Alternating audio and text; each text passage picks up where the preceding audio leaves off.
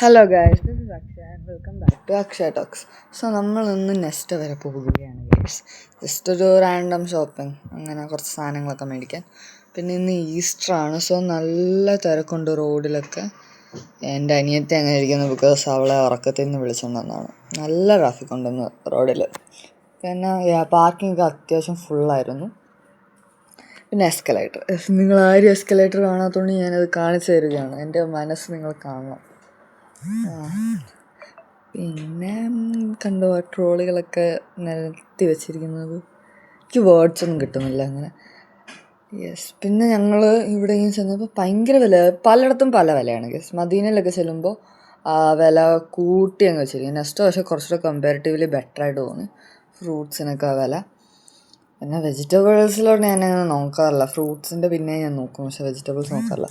പിന്നെ ഇതൊരു readymade pasta പോലത്തെ ഒരു ടൊമാറ്റോ ഫ്ലേവർ. ഞങ്ങൾ അതിൻ്റെ ചീസ് ഫ്ലേവർ ട്രൈ ചെയ്ത്.